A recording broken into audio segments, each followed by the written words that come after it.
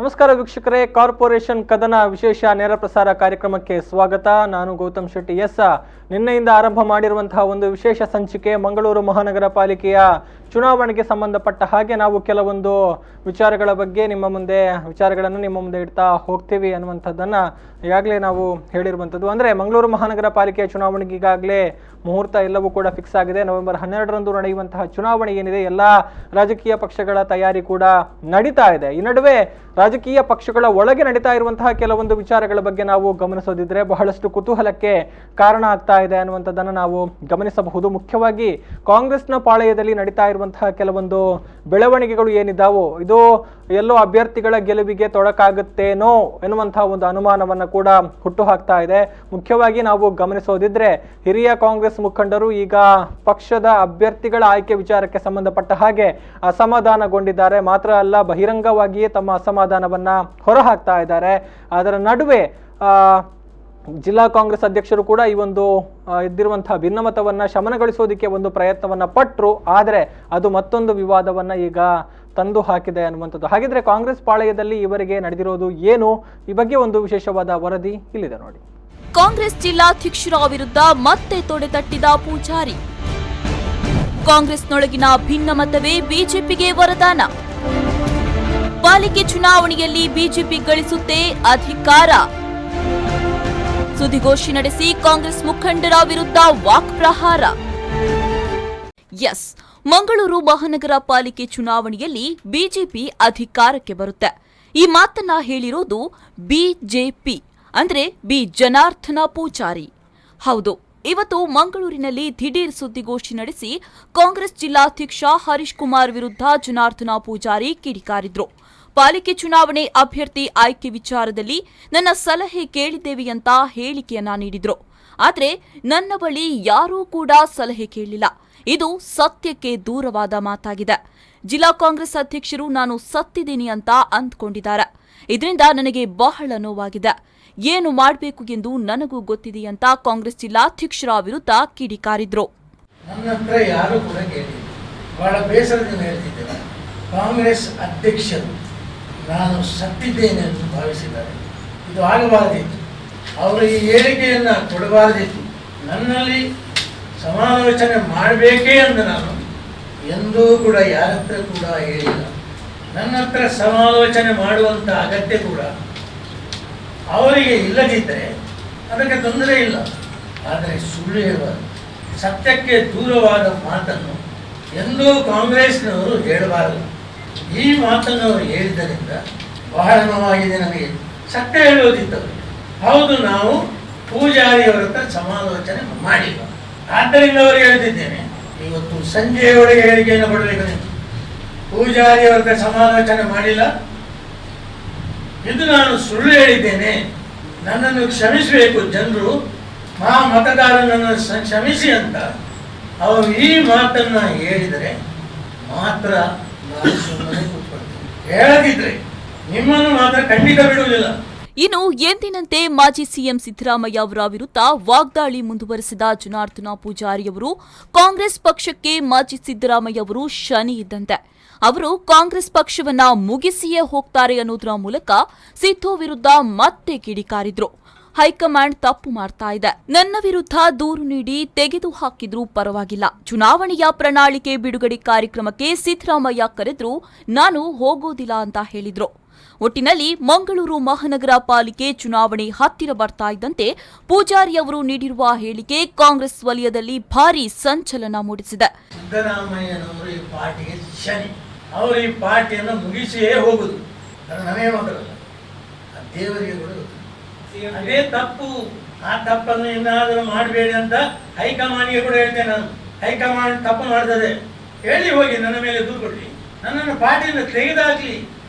High command ತಪ್ಪು ಮಾಡ್ತದೆ, ನಾನಲ್ಲಿ ಇದ್ದವನಲ್ವಾ. ಮುಂದಿನ ದಿನಗಳಲ್ಲಿ ಕಾಂಗ್ರೆಸ್ ನಾಯಕರು ಪೂಜಾರಿ ಹೇಳಿಕೆಯನ್ನ ಯಾವ ರೀತಿಯಲ್ಲಿ ಸ್ವೀಕರಿಸುತ್ತಾರೆ ಅನ್ನೋದನ್ನ ಕಾದು ನೋಡಬೇಕಾಗಿದೆ. ನಾಗೇಶ್ ಕಾವೂರು, ವಿ4 ನ್ಯೂಸ್ 24/7 ಮಂಗಳೂರು.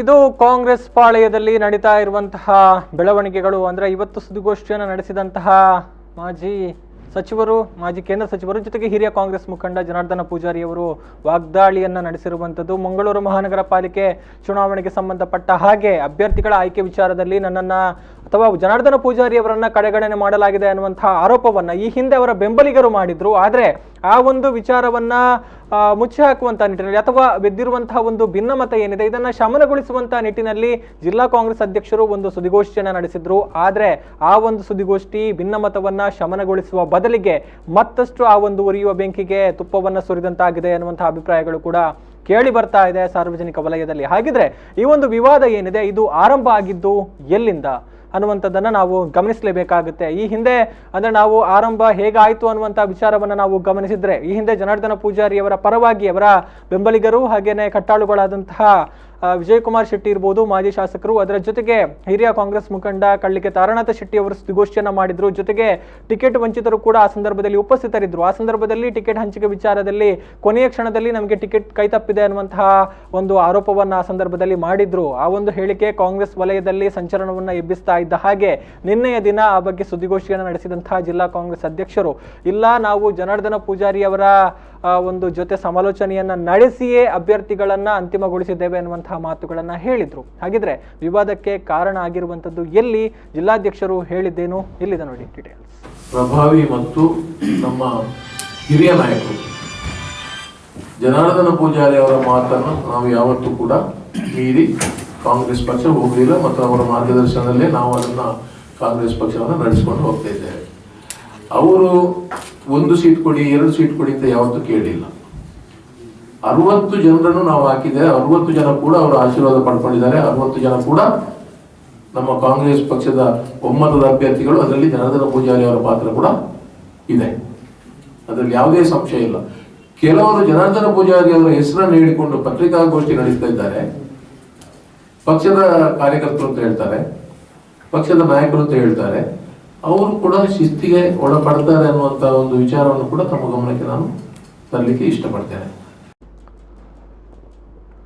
ಎಸ್, ಇದು ಕಾಂಗ್ರೆಸ್ ಜಿಲ್ಲಾ ಅಧ್ಯಕ್ಷ ಹರೀಶ್ ಕುಮಾರ್ ಅವರು ನಿನ್ನೆ ಸುದ್ದಿಗೋಷ್ಠಿಯಲ್ಲಿ ಹೇಳಿರುವಂತಹ ಮಾತುಗಳು. ಅಂದ್ರೆ ನಾವು ಜನಾರ್ದನ ಪೂಜಾರಿ ಅವರ ಜೊತೆಗೆ ಸಮಾಲೋಚನೆಯನ್ನ ಮಾಡಿಯೇ ತೀರ್ಮಾನವನ್ನ ಕೈಗೊಂಡಿದ್ದೇವೆ. ಆದ್ರೆ ಅವರ ಹೆಸರಿನಲ್ಲಿ ಕೆಲವರು ಸುದ್ದಿಗೋಷ್ಠಿಯನ್ನ ಮಾಡಿದ್ದಾರೆ. ಮಾತ್ರ ಅಲ್ಲ, ಯಾರೆಲ್ಲ ಪಕ್ಷದ ವಿರುದ್ಧವಾಗಿ ಮಾತನಾಡ್ತಾರೋ, ಪಕ್ಷದ ಶಿಸ್ತಿಗೆ ವಿರುದ್ಧವಾಗಿ ಯಾರೆಲ್ಲ ನಡೆದುಕೊಳ್ತಾರೋ ಅವರ ವಿರುದ್ಧ ನಾವು ಸೂಕ್ತವಾದ ಶಿಸ್ತು ಕ್ರಮವನ್ನ ಕೈಗೊಳ್ಳಬೇಕಾಗತ್ತೆ ಅನ್ನುವಂಥ ಎಚ್ಚರಿಕೆಯನ್ನ ಕೂಡ ಕೊಟ್ರು. ಎಲ್ಲವೂ ಇಲ್ಲಿಗೆ ಬಗೆಹರಿತು ಅನ್ನುವಂತಹ ಒಂದು ವಾತಾವರಣ ಸೃಷ್ಟಿಯಾಗಿರುವಂತಹ ಬೆನ್ನಲ್ಲೇ ಇವತ್ತು ದಿಢೀರಾಗಿ ಜನಾರ್ದನ ಪೂಜಾರಿ ಅವರು ಸುದ್ದಿಗೋಷ್ಠಿಯನ್ನ ಕರೆದ್ರು. ಅನಾರೋಗ್ಯದ ನಡುವೆ ಕೂಡ ಸ್ವತಃ ಮಂಗಳೂರು ಪ್ರೆಸ್ ಕ್ಲಬ್ಗೆ ಬಂದು ಸುದ್ದಿಗೋಷ್ಠಿಯನ್ನ ನಡೆಸಿದ್ರು. ಜಿಲ್ಲಾಧ್ಯಕ್ಷರು ಹೇಳಿರುವಂತಹ ಮಾತು ಸತ್ಯಕ್ಕೆ ದೂರವಾದ ವಿಚಾರ.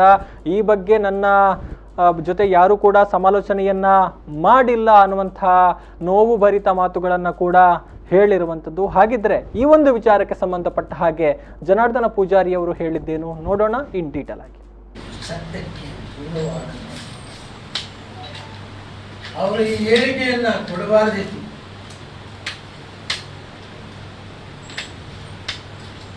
ನನ್ನಲ್ಲಿ ಸಮಾಲೋಚನೆ ಮಾಡಬೇಕೇ ಅಂತ ನಾನು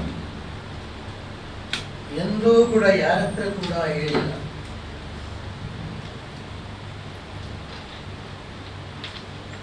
ನನ್ನ ಹತ್ರ ಸಮಾಲೋಚನೆ ಮಾಡುವಂತ ಅಗತ್ಯ ಕೂಡ ಅವರಿಗೆ ಇಲ್ಲದಿದ್ದರೆ ಅದಕ್ಕೆ ತೊಂದರೆ ಇಲ್ಲ.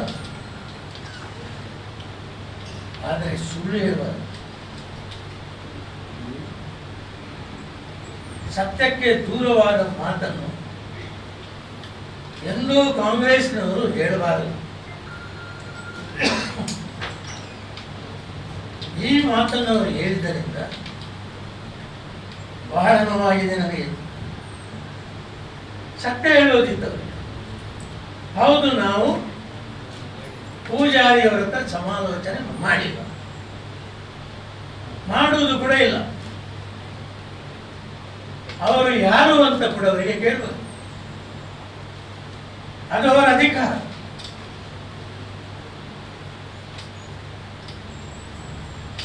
ಅದಕ್ಕೆ ನಾನು ಏನಾದರೂ ಕಣ್ಣೀರು ಸುರಿಸಿ ಕೂತ್ಕೊಳ್ಳೋದು ಕೂಡ ಇಲ್ಲ.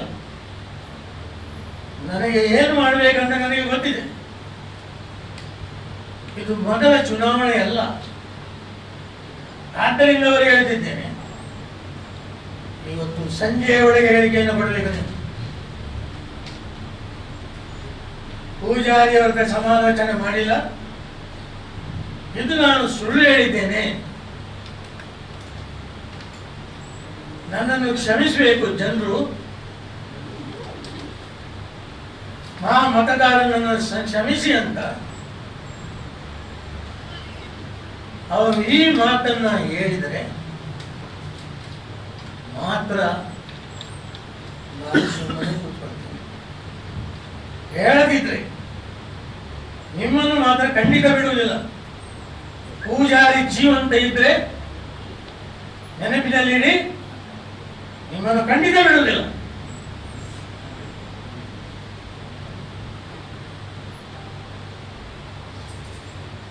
ಕಾಂಗ್ರೆಸ್ ನಮಗೆ ಸುಳ್ಳನ್ನು ಹೇಳಿಕೆ ಕಲಿಸಲಿಲ್ಲ. ಪುನಃ ಹೇಳ್ತೇನೆ, ನಿಮಗೆ ಅರ್ಥ ಮಾಡಿಕೊಳ್ಳಿ. ಎಸ್, ಇದು ಜನಾರ್ದನ ಪೂಜಾರಿ ಅವರು ಮಾತನಾಡಿರುವಂತಹ ವಿಚಾರಗಳು. ಬಹುಶಃ ಇವತ್ತು ಅವರು ಮಾತನಾಡಿರುವಂತಹ ಮಾತುಗಳಲ್ಲೂ ಕೂಡ ಅವರ ಅಸಮಾಧಾನ ಅಥವಾ ಆಕ್ರೋಶ ಎದ್ದು ಕಾಣಿಸ್ತಾ ಇತ್ತು ಅನ್ನುವಂಥದ್ದನ್ನು ನಾವು ಗಮನಿಸಬಹುದು. ಹಾಗಿದ್ರೆ ಒಂದು ಚುನಾವಣೆಯ ಹೊಸ್ತಿಲಲ್ಲಿ ನಡೀತಾ ಇರುವಂತಹ ವಿದ್ಯಮಾನಗಳು ಏನು? ಈಗಾಗಲೇ ಜನಾರ್ದನ ಪೂಜಾರಿ ಅವರು ತಮ್ಮ ಮಾತಿನಲ್ಲಿ ಹೇಳುವಂತಹ ಪ್ರಕಾರ ಕಾಂಗ್ರೆಸ್ನ ಒಳಗಿನ ಭಿನ್ನಮತ ಬಿಜೆಪಿಗೆ ವರದಾನ ಆಗುತ್ತಾ?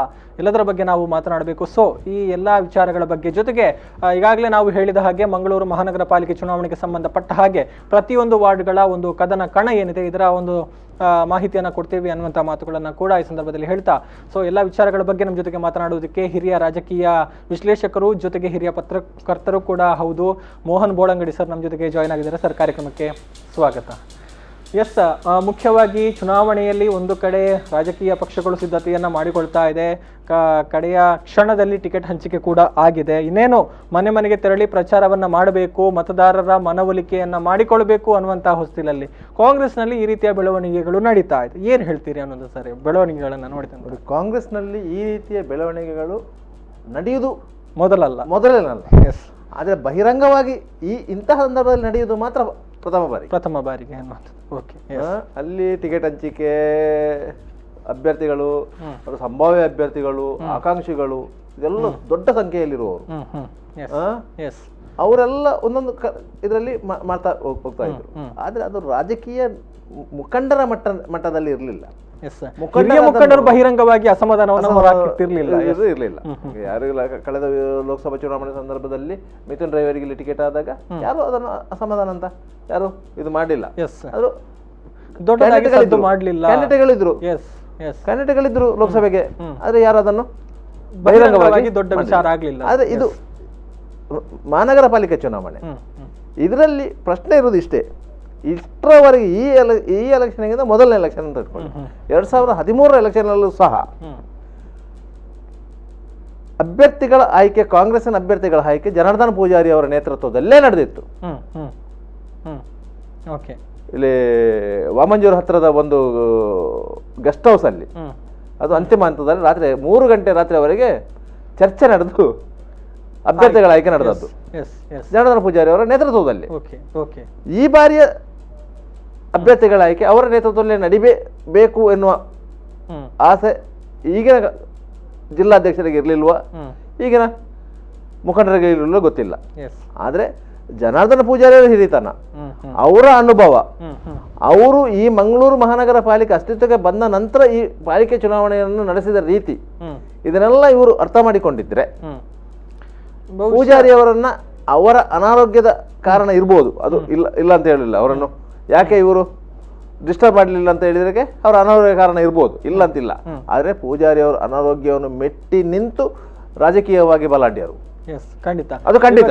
ಯಾಕಂದ್ರೆ ಅವರಿಗೆ ಅಂತ ಒಂದು ತೆಗೆದುಕೊಂಡು ವಾಪಸ್ ಬರ್ತಾ ಇದೆ. ಕಾರ್ಪೊರೇಷನ್ ಕದರ ವಿಶೇಷ ನೇರ ಪ್ರಸಾರ ಕಾರ್ಯಕ್ರಮ ಮುಂದುವರಿಯುತ್ತೆ. ಒಂದು ಸಣ್ಣ ವಿರಾಮದ ನಂತರ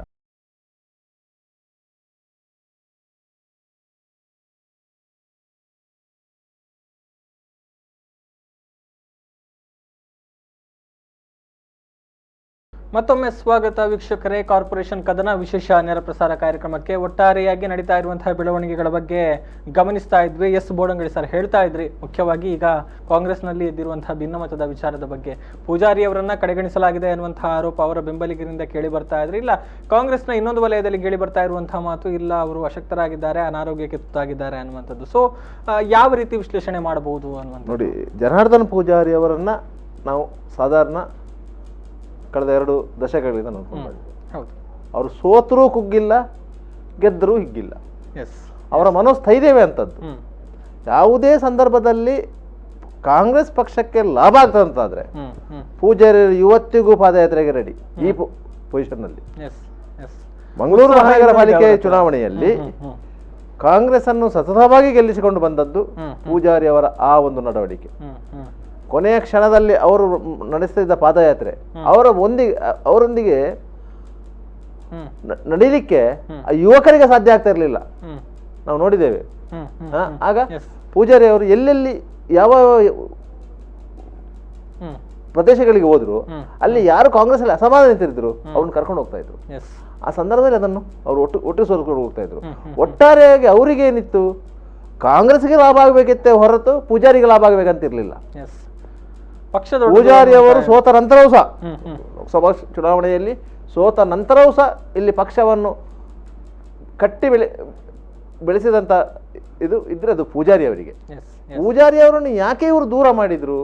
ಪೂಜಾರಿ ಅವರು ಮುಂಗೋಪ, ಅದನ್ನು ನಾವು ಒಪ್ಪಿಕೊಳ್ಳೇಬೇಕು, ಅದರಲ್ಲಿ ಏನು. ಆದರೆ ಅವರ ಮುಂಗೋಪ ಪಕ್ಷಕ್ಕೆ ಒಳ್ಳೆದಕ್ಕೆ ಇತ್ತೇ ಹೊರತು ವೈಯಕ್ತಿಕವಾಗಿ ಇರಲಿಲ್ಲ. ಅದೇ ಮುಂಗೋಪ ಒಬ್ಬನಿಗೆ ಜೋರು ಮಾಡಿದ್ರೆ ಸ್ವಲ್ಪ ಹೊತ್ತಿಗೆ ಬಿಟ್ಟು ಅವನು ಬಂದ್ರೆ ಅವ್ರನ್ನ ಚೆನ್ನಾಗಿ ಮಾತಾಡ್ತಾ ಇದ್ರು. ಅಂತ ಒಂದು ಒಳ್ಳೆ ಗುಣವಿತ್ತು. ಯಾರೇ ಒಬ್ಬ ಬಡವ ಹೋಗ್ಲಿ, ಯಾರೋ ಒಬ್ಬ ಶ್ರೀಮಂತ ಹೋಗ್ಲಿ, ಅವರಿಗೆ ಭೇದ ಭಾವ ಇರಲಿಲ್ಲ. ಬಡವನನ್ನು ಕೂರಿಸಿ ಮಾತಾಡ್ತಿದ್ರು, ಶ್ರೀಮಂತನನ್ನು ಕೂರಿಸಿ ಮಾತಾಡ್ತಾ ಇದ್ರು. ಯಾರೇ ಹೋಗಿ ಕಷ್ಟ ಹೇಳಿದ್ರು ಅದನ್ನು ಪರಿಹರಿಸುವಂತ ಒಂದು ಮನಸ್ಸಿತ್ತು ಅವ್ರ ಹತ್ರ. ಅಂತಹ ಒಬ್ಬ ಲೀಡರನ್ನ ಇವರು ದೂರ ಇಟ್ಟದ್ದು ಕಾಂಗ್ರೆಸ್ಸಿನ ಬೆಳವಣಿಗೆ ಮಟ್ಟಿಗೆ ಈ ಸದ್ಯದ ಪರಿಸ್ಥಿತಿಯಲ್ಲಿ ಕರಾವಳಿ ವಿಚಾರಕ್ಕೆ ಬಂದ್ರೆ ಸದ್ಯದ ಪರಿಸ್ಥಿತಿಯಲ್ಲಿ ಪೂಜಾರಿ ಅವರನ್ನ ದೂರ ಇಟ್ಟದ್ದು ಕಾಂಗ್ರೆಸ್ಗೆ ಮಾರಕ ಹೊರತು ಪೂಜಾರಿಯವರಿಗೇನು ನಷ್ಟ ಆಗ್ಲಿಕ್ಕಿಲ್ಲ. ಯಾಕಂದ್ರೆ ಪೂಜಾರಿ ಅವರು ಇನ್ನೊಮ್ಮೆ ಇಲ್ಲಿ ಚುನಾವಣಾ ಕಣಕ್ಕೆ ಇಳಿಯುವಂತ ಸಾಧ್ಯತೆಗಳು ಭಾರಿ ಕಡಿಮೆ, ಸಾಧ್ಯನೇ ಇಲ್ಲ ಅಂತ ಪರಿಸ್ಥಿತಿಯಲ್ಲಿ ಈಗ ಇದೆ. ಆದ್ರಿಂದಾಗಿ ಪೂಜಾರಿಗೂ ನಷ್ಟ ಇಲ್ಲ.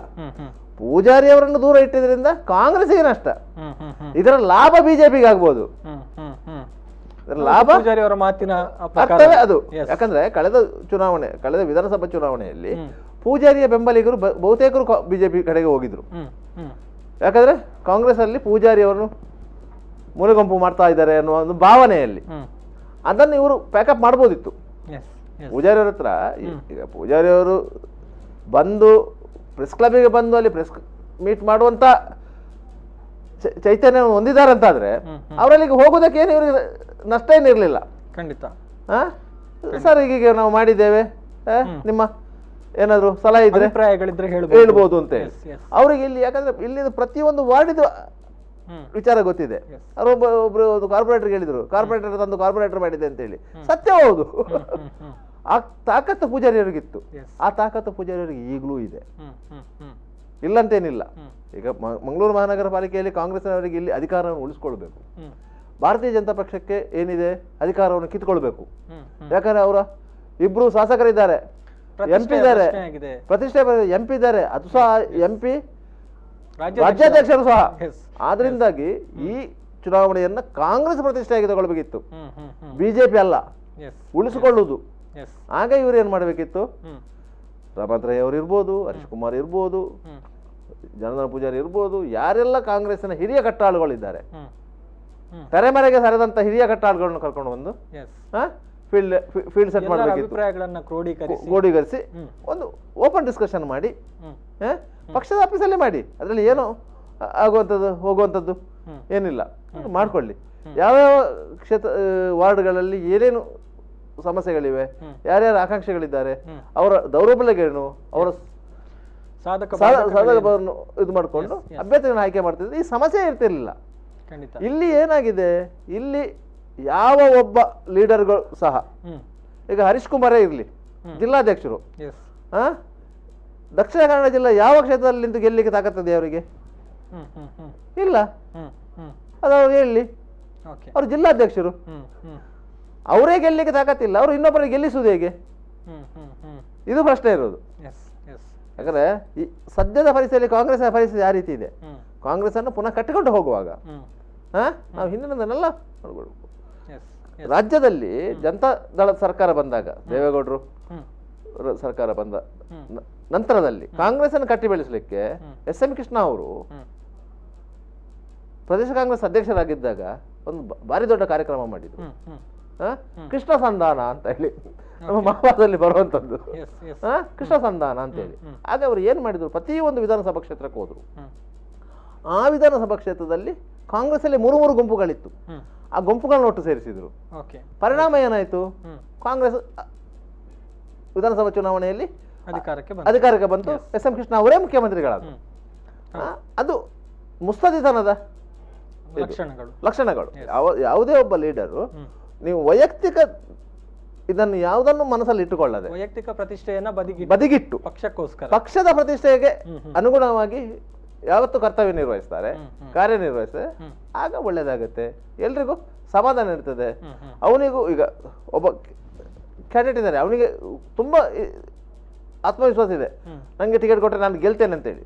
ಅವನಿಗೆ ಮನವರಿಕೆ ಮಾಡಬೇಕು, ನೋಡು ಪರಿಸ್ಥಿತಿ ಹೀಗಿದೆ, ಎದುರಿಗಿರುವವರು ಇಂಥವರು, ಅವರ ಎದುರಿಗೆ ನೀನು ಪೇಲವಾಗ್ತಿ, ಅವರಿಗೆ ಸರಿಸಮಾನವಾಗಿ ನಮ್ಮ ಇಂಥೊಬ್ರು ಕ್ಯಾಂಡಿಡೇಟ್ ಇದ್ದಾರೆ, ಅವ್ರಿಟ್ರೆ ನಮ್ಗೆ ಲಾಭ ಆಗುತ್ತೆ, ಲಾಭ ನಮ್ಮವ್ರು ಗೆದ್ರೆ ನಮ್ಗೆ ಎಲ್ರಿಗೂ ಲಾಭ ಆಗುತ್ತೆ. ಇಂಥದ್ದನ್ನು ಸಮಜಾಯಿಸಿ ಮಾಡ್ಕೊಂಡು ಹೋದ್ರೆ ಯಾವ ಒಬ್ಬ ಪಕ್ಷನಿಷ್ಠ ಕಾರ್ಯಕರ್ತ ಒಪ್ತಾನೆ, ಖಂಡಿತ ಪಕ್ಷನಿಷ್ಠ ಕಾರ್ಯಕರ್ತ ಒಪ್ಪೇ ಒಪ್ತಾನೆ, ಇಲ್ಲ ಅಂತೇನಿಲ್ಲ. ಅದನ್ನು ಇವರು ಮಾಡ್ಬೇಕಿತ್ತು. ಅದು ಬಿಟ್ಟು ಈ ಹರೀಶ್ ಕುಮಾರ್ ಅವರಿಗೆ ಬೇಕಿತ್ತ ಈ ಸುಳ್ಳು ಹೇಳುವ ಕೆಲಸ? ಅಗತ್ಯ ಇರಲಿಲ್ಲ. ಒಬ್ಬ ಜವಾಬ್ದಾರಿತ ಸ್ಥಾನದಲ್ಲಿದ್ದದ್ದು ಒಬ್ಬ ನಾಯಕರು ಸುಳ್ಳು ಹೇಳ್ಬೇಕಾದ ಅವಶ್ಯಕತೆ ಇರಲಿಲ್ಲ. ಹೇಳ್ಬೋದಿತ್ತು, ನಾವು ಪಕ್ಷದ ಚೌಕಟ್ಟಿನಲ್ಲಿ ಪಕ್ಷದ ಸಭೆಗಳಲ್ಲಿ ಕ್ಯಾಂಡಿಡೇಟ್ ಸೆಲೆಕ್ಟ್ ಮಾಡಿದ್ದೇವೆ, ಅದಕ್ಕೆ ನಮ್ಮ ಹಿರಿಯ ನಾಯಕರ ಆಶೀರ್ವಾದ ಇದೆ ಅಂತ ನಾವು ಭಾವಿಸಿದ್ದೇವೆ, ಅವ್ರ ಆಶೀರ್ವಾದ ಕೊಟ್ಟಿದ್ದಾರೆ ಅಂತ ಬೇಡ, ಭಾವಿಸಿದ್ದೇವೆ, ಅವರು ನಿಜವಾಗೂ ನಮ್ಗೆ ಆಶೀರ್ವಾದ ಮಾಡ್ತಾರೆ ಅಷ್ಟು ಹೇಳಿದ್ರೆ ಈ ಸಮಸ್ಯೆ ಬರ್ತಾ ಇರಲಿಲ್ಲ. ಬಹುಶಃ ಆ ಒಂದು ದೂರದೃಷ್ಟಿತ್ವದ ಕೊರತೆ ಈಗ ಮತ್ತೆ ಯಾಕಂದ್ರೆ ಈ ಕಾಂಗ್ರೆಸ್ನ ಮುಖಂಡರುಗಳಿಗೆ ಒಂದು ದೊಡ್ಡ ಒಂದು ಸಮಸ್ಯೆ ಇದೆ, ಮೊದಲಿಂದ ಬಂದದ್ದು. ಅವರ ಲೆಕ್ಕದಲ್ಲಿ ಅವರೇ ಲೀಡರು, ಅವರ ಲೆಕ್ಕದಲ್ಲಿ ಅವರೇ ಲೀಡರು, ಅವ್ರಿಗಿಂತ ದೊಡ್ಡ ಲೀಡರ್ ಇಲ್ಲ ಅಂತೇಳಿ ಅವರ ತಲೆಯಲ್ಲಿ. ಅದು ಅವರ ಸಮಸ್ಯೆ. ಆ ಸಮಸ್ಯೆಯಿಂದಾಗಿ ದಕ್ಷಿಣ ಕನ್ನಡ ಜಿಲ್ಲೆಯಲ್ಲಿ ಕಾಂಗ್ರೆಸ್ ಈ ರೀತಿಯ ಬೆಳವಣಿಗೆ ಬಂದ. ಅವರಿಗೆ ಎದುರಿನ ಪಕ್ಷ ಹೇಗೆ ಸ್ಟ್ರಾಟಜಿ ಮಾಡ್ತದೆ ಅಂತ ಗೊತ್ತೇ ಆಗೋದಿಲ್ಲ ಅವರಿಗೆ. ನಮ್ಮ ಮನೆಯಲ್ಲಿ ಹೇಗೆ ಬೆಂಕಿ ಬಿದ್ದಿದೆ ಅಂತ ಗೊತ್ತೇ ಇಲ್ಲ, ಇನ್ನೊಬ್ಬರ ಮನೆಯಲ್ಲಿ ಬೆಂಕಿ ಉರಿತದ ಅಂತ ಕಾದು ನೋಡುವ ಇದು ಬಿಟ್ರೆ ಕಾಂಗ್ರೆಸ್ನ ಇಲ್ಲಿಯ ಸ್ಥಳೀಯ ಮುಖಂಡರ ದೊಡ್ಡ ಸಮಸ್ಯೆ ಅದು. ಓಕೆ, ಸೊ ಇದರ ಪರಿಣಾಮಗಳನ್ನು ಯಾವ ರೀತಿ ನಾವು ವಿಶ್ಲೇಷಣೆ ಮಾಡಬಹುದು ಅನ್ನುವಂಥದ್ದು? ಇದರ ಪರಿಣಾಮಗಳು ಮುಂದಿನ ಮಹಾನಗರ ಪಾಲಿಕೆ ಈಗಿನ ಮೊದಲನೇ 2 ಎಲೆಕ್ಷನ್ ಅಲ್ಲಿ ನೋಡಿದ್ದೇವೆ, ಮುಂದಿನ ಎಲೆಕ್ಷನ್ 3 ಎಲೆಕ್ಷನ್ ಅಲ್ಲಿ ನೋಡ್ತೇವೆ ಅಂತ ಕಾಣ್ತದೆ. ಇಲ್ಲಿ ಕಾಂಗ್ರೆಸ್ ಈಗ ಆಯ್ಕೆ ಮಾಡಿದಂತ ಅಭ್ಯರ್ಥಿಗಳಲ್ಲಿ ಲೋಪದೋಷ ಇಲ್ಲದೆ ಇರಬಹುದು, ಆದರೆ ಪರಿಪೂರ್ಣ ಅಲ್ಲ. ಲೋಪದೋಷ ಇಲ್ಲದೆ ಇರಬಹುದು, ಆದರೆ ಪರಿಪೂರ್ಣ ಅಲ್ಲ. ಅದರಿಂದಾಗಿ ಚುನಾವಣೆಯ ಸೋಲು ಗೆಲುವು ಆಯಾ ಅಭ್ಯರ್ಥಿಗಳ ಪ್ರಯತ್ನದ ಮೇಲೆ ನಿಂತಿದೆ ಅಂತ ಕಾಣ್ತದೆ. ಇಲ್ಲಿ ಪಕ್ಷ ಮುಖ್ಯ ಬರುವುದಿಲ್ಲ ಇವರ ಈ ಕಚ್ಚಾಟದಿಂದಾಗಿ. ಪಕ್ಷದ ಮುಖ ನೋಡಿ ಓಟು ಹಾಕುವ ಕಾಲ ಹೋಗಿದೆ ಈ ಚುನಾವಣೆಯಲ್ಲಿ. ಈ ಚುನಾವಣೆಯಲ್ಲಿ ವ್ಯಕ್ತಿಯ ಮುಖ ನೋಡಿ ಓಟು ಹಾಕುವ ಕಾಲ ಬಂದಿದೆ ಅಷ್ಟೇ. ಓಕೆ, ಈಗ ನಮ್ಮ ಜೊತೆಗೆ ಮಾತನಾಡೋದಕ್ಕೆ ಹಿರಿಯ ಕಾಂಗ್ರೆಸ್ ಮುಖಂಡರಾಗಿರುವಂತಹ ವಿಜಯಕುಮಾರ್ ಶೆಟ್ಟಿ ಅವರು ನೇರ ಸಂಪರ್ಕದಲ್ಲಿದ್ದಾರೆ. ಸರ್ ನಮಸ್ತೆ. ನಮಸ್ತೆ. ಕಳೆದ 2-3 ದಿನಗಳಿಂದ ನಡೀತಾ ಇರುವಂತಹ ಬೆಳವಣಿಗೆಗಳನ್ನ ಗಮನಿಸ್ತಾ ಇದ್ದೇವೆ. ಒಂದು ಕಡೆಯಲ್ಲಿ ಆರಂಭದಲ್ಲಿ ತಾವು ಸುದ್ದಿಗೋಷ್ಠಿಯನ್ನ ಮಾಡಿದ್ರಿ, ಜನಾರ್ದನ ಪೂಜಾರಿ ಅವರನ್ನ ಟಿಕೆಟ್ ಹಂಚಿಕೆ ವಿಚಾರದಲ್ಲಿ ಕಡೆಗಣನೆ ಮಾಡಲಾಗಿದೆ ಅನ್ನುವಂತಹ ಒಂದು ಆರೋಪಗಳನ್ನ ಮಾಡಿದ್ರಿ. ನಿನ್ನೆ ದಿವಸ ಕಾಂಗ್ರೆಸ್ ಜಿಲ್ಲಾಧ್ಯಕ್ಷರು ಸುದ್ದಿಗೋಷ್ಠಿಯನ್ನ ಮಾಡಿದ್ರು. ಇಲ್ಲ, ನಾವು ಜನಾರ್ದನ ಪೂಜಾರಿ ಅವರ ಅಭಿಪ್ರಾಯಗಳನ್ನ ಪಡೆದೇ ಒಂದು ಅಭ್ಯರ್ಥಿ ಆಯ್ಕೆ ಪ್ರಕ್ರಿಯೆಯನ್ನ ಅಂತಿಮಗೊಳಿಸಿದ್ದೇವೆ ಅನ್ನುವಂತ ಮಾತುಗಳನ್ನ ಹೇಳಿದ್ರು. ಇವತ್ತಿನ ವಿಚಾರವನ್ನ ಗಮನಿಸಿದ್ರೆ ಇವತ್ತು ಮತ್ತೆ ತಮ್ಮ ಜೊತೆಗೆ ಜನಾರ್ದನ ಪೂಜಾರಿ ಅವರು ಬಂದು ಪ್ರೆಸ್ ಕ್ಲಬ್ನಲ್ಲಿ ಸುದ್ದಿಗೋಷ್ಠಿಯನ್ನ ನಡೆಸಿದ್ರು. ಇಲ್ಲ, ನಮ್ಮ ಗಮನಕ್ಕೆ ಬಂದೇ ಇಲ್ಲ ಅಥವಾ ನಮ್ಮನ್ನ ಈ ಒಂದು ವಿಚಾರದಲ್ಲಿ ಪರಿಗಣಿಸಲೇ ಇಲ್ಲ ಅನ್ನುವಂತ ಮಾತುಗಳನ್ನ ಜನಾರ್ದನ ಪೂಜಾರಿ ಅವರು ಹೇಳಿದ್ದಾರೆ ಅನ್ನುವಂಥದ್ದು. ಸೊ ಏನಿದು ಒಟ್ಟು ಬೆಳವಣಿಗೆಗಳು ಅನ್ನುವಂಥದ್ದು? ವಸ್ತು ಬೆಳವಣಿಗೆ ಹೇಳಲಿಕ್ಕೆ ಮುಜುಗರ ಆಗ್ತಾ ಇದೆ. ಓಕೆ, ಜನಾರ್ದನ್ ಪೂಜಾರಿ ಅವರು 1983ರಿಂದ 6 ಕಾರ್ಪೊರೇಷನ್ ಇಲಾಖೆಗಳನ್ನ ಅತ್ಯಂತ ಸುವ್ಯವಸ್ಥಿತವಾಗಿ ಎಲ್ಲರೊಡನೆ, ಎಲ್ಲ ಮತ, ಎಲ್ಲಾ ಪದಾಧಿಕಾರಿಗಳನ್ನೇ ಚರ್ಚೆ ಮಾಡ್ತಾ ಇದ್ರು. ಈ ಸಲ ನಿಜವಾಗ್ಲೂ ಅವರನ್ನ ಸಂಪೂರ್ಣ ಕೈ ಬಿಟ್ಟಿದ್ದಾರೆ. ಅದರ ಮಧ್ಯೆ ಹರೀಶ್ ಕುಮಾರ್ ಅವರು ಜಿಲ್ಲಾಧ್ಯಕ್ಷರು ಕಾಂಗ್ರೆಸ್ಸಿನ ಅಧ್ಯಕ್ಷ ಸ್ಥಾನ ಅಂತ ಹೇಳಿದ್ರೆ ಅದಕ್ಕೊಂದು ಅದರದೇ ಆದಂತಹ ಒಂದು ಔಚಿತ್ಯತೆ ಇದೆ. ಈ ದೇಶಕ್ಕೆ ಸ್ವಾತಂತ್ರ್ಯ ಕೊಟ್ಟ ಒಂದು ಪಕ್ಷ, ಈ ದೇಶವನ್ನ ಅನೇಕ ವರ್ಷ ಆಳಿದ ಪಕ್ಷ, ಕಾಂಗ್ರೆಸ್ಸಿಗೆ ವಿಶೇಷವಾದ ಔಚಿತ್ಯತೆ ಇದೆ. ಯಾರು ಏನೇ ಹೇಳಿ ಅಂತ ಪಕ್ಷದವರು ಸುಳ್ಳು ಹೇಳುದು ಅಷ್ಟು ಒಳ್ಳೇದಲ್ಲ. ಇದಕ್ಕೆ ಮೂಲ ಕಾರಣ ನಾನು ಹೇಳುದಾದ್ರೆ ನಮ್ಮ ಹಿಂದಿನ ಉಸ್ತುವಾರಿ ಸಚಿವರಾದ ಶ್ರೀಮಾನ್ ರಮಾನಾಥ್ ರೈ ಅವರು ಮೂಲ ಕಾರಣ ಅಂತ ನಾನು ಹೇಳಲಿಕ್ಕೆ ಒಳ್ಳೆಯದಾಗುದಿಲ್ಲ, ಆದ್ರೆ ಅನಿವಾರ್ಯ ಹೇಳಲೇಬೇಕಾಗ್ತದೆ. ಅಂದ್ರೆ ಯಾವ ರೀತಿಯಲ್ಲಿ ಅನ್ನುವಂಥದ್ದು? ಯಾವ ರೀತಿಯಲ್ಲಿ ಅನ್ನುವಂಥದ್ದು ಅಂದ್ರೆ ಪೂಜಾರಿ ಅವರನ್ನ ಮೂಲೆ ಗುಂಪು ಮಾಡ್ಬೇಕಂತ ಮತ್ತೆ ಎಂತದ್ದು, ಮತ್ತು ಪೂಜಾರಿ ಅವರನ್ನು ಮತ್ತೆ ಅವರ ಒಟ್ಟಿಗೆ ಇರುವವರನ್ನು ಮೂಲೆ ಗುಂಪು ಮಾಡ್ಬೇಕೆಂಬುದೇ ನನ್ನದೇ ನಡೆಯುವುದು. ನಾನೇ ದೊಡ್ಡ ಜನ, ನಾನೇ ಎಲ್ಲ ಸರ್ಕಾರದಿಂದ ಇಲ್ಲಿಗೆ ಸವಲತ್ತುಗಳನ್ನ ಅದನ್ನೇ ಜನ ತರುವುದು ಅಂತ ಅವರ ತಲೆಯಲ್ಲಿ ಅಹಂ ಜಾಸ್ತಿ ಬಂದಿದೆ, ಇನ್ನೂ ಗೊತ್ತಾಗ್ಲಿಲ್ಲ. ಹೌದು, ಅದರಿಂದಾಗಿ ನಮ್ಮ ಕಾಂಗ್ರೆಸ್ಗೆ ಈ ಪರಿಸ್ಥಿತಿ ಆಗ್ತಾ ಇದೆ.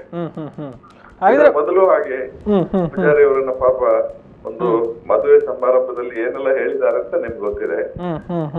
ಅದ್ರ ಜೊತೆಯಲ್ಲಿ ಕಳಿಗೆ ದಾರನಾಥ್ ಶೆಟ್ಟಿ ಅವರನ್ನು ಸಹ ಹೀನಾಯವಾಗಿ, ಅಮಾನುಷವಾಗಿ, ಹೌದು. ಹಾಗಿದ್ರೆ ಇಲ್ಲಿ ಇದೇ ಪೂಜಾರಿ ಅವರ ಪ್ರಸ್ತಾಪ ಮಾಡಿದ್ರು. ನಾವು 7 ಸಲ ಅವರಿಗೆ ಟಿಕೆಟ್ ಕೊಟ್ಟು ತಪ್ಪು ಮಾಡಿದೆ, ವೋಟ್ ಕೊಟ್ಟು ತಪ್ಪು ಮಾಡಿದ್ದೇವೆ ಅಂತ. ಅಂದ್ರೆ ನಾನು ಹೇಳುದಾದ್ರೆ ರಮನಾಥ್ ರೈ ಅವರು ಎಐಸಿಸಿಗೆ ಕ್ವಶನ್ ಮಾಡ್ತಾ ಇದ್ದಾರೆ. ಲೋಕಸಭಾ ಸದಸ್ಯರ ಟಿಕೆಟ್ ಕೊಡುದು ಎಐಸಿಸಿ, ಹೌದಾ ಅಲ್ವಾ? ಇಷ್ಟು ಒಂದು ಮನುಷ್ಯನಿಗೆ ಇಷ್ಟು ದುರಹಂಕಾರ ಬರಬಾರ್ದು. ಅಂದ್ರೆ ಪಕ್ಷದೊಳಗೆ ಈ ರೀತಿ ಸಮಸ್ಯೆಗಳಾಗ್ತಾ ಇದೆ, ಹಿರಿಯರನ್ನ ಕಡೆಗಣನೆ ಮಾಡಲಾಗ್ತಾ ಇದೆ ಅನ್ನುವಂತ ಸಂದರ್ಭದಲ್ಲಿ ಪಕ್ಷದ ಹೈಕಮಾಂಡ್ ಇದೆ ಅಥವಾ ರಾಜ್ಯದ ಉಸ್ತುವಾರಿಗಳಿದ್ದಾರೆ, ಅವರ ಗಮನಕ್ಕೆ ತರುವಂತಹ ಅವಕಾಶಗಳು ಇರ್ಲಿಲ್ವಾ ಅನ್ನುವಂಥದ್ದು ಸರ್ ಇಲ್ಲಿ? ಇರ್ಲಿಲ್ಲ. ಯಾರು ಬಂದ್ರು ಅವರನ್ನ ಇವರ ಕಬ್ಜದೊಳಗೆ ಇರಿಸ್ತಾ ಇದ್ರು. ಅವರಿಗೆ ಓಪನ್ ಆಗಿ, ಯಾಕಂದ್ರೆ ನಾನೇ ಮಾಡುದು, ನಾನೇ ಇಲ್ಲಿ ಕಾಂಗ್ರೆಸ್ನ ದೊಡ್ಡ ಜನ ನಾನೇ, ಈಗ ಅಧ್ಯಕ್ಷರೇನಲ್ಲ ಅವರು, ಕಾಂಗ್ರೆಸ್ ಅಧ್ಯಕ್ಷರು ಅಲ್ಲ, ಉಸ್ತುವಾರಿ ಸಚಿವರು ಅಲ್ಲ. ಹೌದು, ಅಂದ್ರೆ ನಾನೇ, ನನ್ನಿಂದಲೇ ಎಲ್ಲ ಆಗುದಂತ ಅವರ ತಲೆಯಲ್ಲಿದೆ. ಅದು ಸ್ವಲ್ಪ ಇಳಿಸ್ಬೇಕು. ಹೌದು, ಅದಕ್ಕೆ ಪಾಪ ಪೂಜಾರಿ ಅವರು ಅಸೌಖ್ಯದಲ್ಲಿ ಇದ್ರು. ಇಷ್ಟು 6 ಸಲ ಚುನಾವಣೆ ನಡೆಸಿ ಅದ್ರಲ್ಲಿ 5 ಸಲ ಗೆದ್ದು ಒಂದು ಪ್ರೀತಿ ಇದೆ ಜನರ ಮೇಲೆ, ಮತದಾರರ ಮೇಲೆ. ಅನೇಕ ಅಭಿವೃದ್ಧಿ ಕಾರ್ಯಕ್ರಮಗಳನ್ನು ಮಾಡಿದ್ದಾರೆ ನಮ್ಮ ಜಿಲ್ಲೆಗೆ, ಪ್ರತ್ಯೇಕವಾಗಿ ನಮ್ಮ ಕಾರ್ಪೊರೇಷನ್ಗೆ. ಸೆಲ್ಫ್ ಅಸೆಸ್ಮೆಂಟ್ ಟ್ಯಾಕ್ಸ್ ಅನ್ನ ಬರದೇ ಹಾಗೆ ನೋಡಿದ್ದಾರೆ ತುಂಬಾ ವರ್ಷ. ಮತ್ತೆ ಕೊನೆಗೆ ಒತ್ತಡ ಬರುವಾಗ, ಇಡೀ ರಾಜ್ಯದಲ್ಲಿ ಬರುವಾಗ ಎಷ್ಟೋ ವರ್ಷ ಕಳೆದ ಮೇಲೆ ಮತ್ತೆ ಇಲ್ಲಿ ತಂದರು. ಈಗ ಒಂದಲ್ಲ 100 ಕೆಲಸಗಳನ್ನ ಮಾಡಿದವರು. ಹೌದು. ಎಸ್, ಇದರ ಜೊತೆಗೆ ಪೂಜಾರಿ ಅವರು ಹೇಳಿರುವಂತಹ ಮತ್ತೊಂದು ಮಾತು ಅಂದ್ರೆ ಈ ಒಂದು ಚುನಾವಣೆಯನ್ನ ಬಿಜೆಪಿ ಗೆದ್ದುಕೊಳ್ಳುತ್ತೆ ಅನ್ನುವಂಥದ್ದು. ಅಂದ್ರೆ ಇದು ಯಾವ ಸಂದೇಶವನ್ನ ರವಾನೆ ಮಾಡುತ್ತೆ ಅನ್ನುವಂಥದ್ದು ಸರ್ ಇಲ್ಲಿ? ಅಲ್ಲ, ಅದು ಯಾಕಂತ ಹೇಳಿದ್ರೆ ಇವರೆಲ್ಲ ಅನಿವಾರ್ಯವಾಗಿ ಅವರಿಗೆ ಹೇಳ್ಬೇಕಾಯ್ತು. ಆದ್ರೆ ಅವರು ಕೊನೆಗೆ ಅವ್ರು ಹೇಳಿದ್ದಾರೆ, ದಯವಿಟ್ಟು ನಮ್ಮ ಜಿಲ್ಲೆಯ ಮತದಾರರೆಲ್ಲರೂ ಕಾಂಗ್ರೆಸ್ಗೆ ಮತ ಹಾಕ್ಬೇಕಂತಲೂ ಹೇಳಿದ್ದಾರೆ. ಹೌದು, ಅದು ಅಲ್ಲಿಗೆ ಬಿಡ್ಲಿಲ್ಲ, ಅದು ಹೇಳಿದ್ದಾರೆ.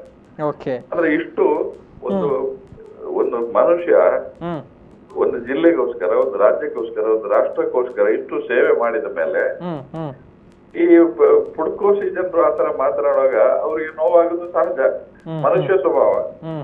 ಅದ್ರಲ್ಲೇನು ಪಾರ್ಟಿಯನ್ನು ಕಡೆಗಣಿಸ್ಬೇಕು ಎಂಬ ಉದ್ದೇಶ ಅಲ್ಲ, ಮನುಷ್ಯ ಸ್ವಭಾವ. ಮತ್ತೆ ಅವರು ಹೇಳಿದ್ರು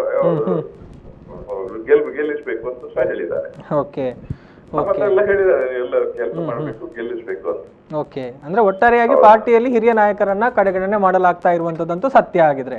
ತುಂಬಾ ಹಿರಿಯ ನಾಯಕರನ್ನ ಮಾತ್ರ ಅಲ್ಲ, ಗುಂಪುಗಾರಿಕೆ ಬಹಳ ಜಾಸ್ತಿ ಮಾಡ್ತಾರೆ. ಮೊನ್ನೆ ತಾನೇ ಸೆಲೆಕ್ಷನ್ ಕಮಿಟಿಯಲ್ಲಿ ಮಾಜಿ ಲೋಕಸಭಾ ಸದಸ್ಯರು, ಶ್ರೀಮಾನ್ ರಾಜ್ಯಸಭಾ ಸದಸ್ಯರು ಇಬ್ರಾಹಿಂ ಅವ್ರೇನೋ ಮಾತಾಡಿದ್ರೆ ನಮ್ಮನ್ನು ಕರೀಲಿಲ್ಲ ಹಾಗೆ ಹೀಗೆ ಅಂತ ಹೇಳಿ, ಅದಕ್ಕೆ ಅವರಿಗೆ ಹೊಡಿಲಿಕ್ಕೆ ಹೋಗ್ತಾರೆ ಅಂದ್ರೆ ನನ್ಗೆ ತುಂಬಾ ಆಶ್ಚರ್ಯ ಆಯ್ತು.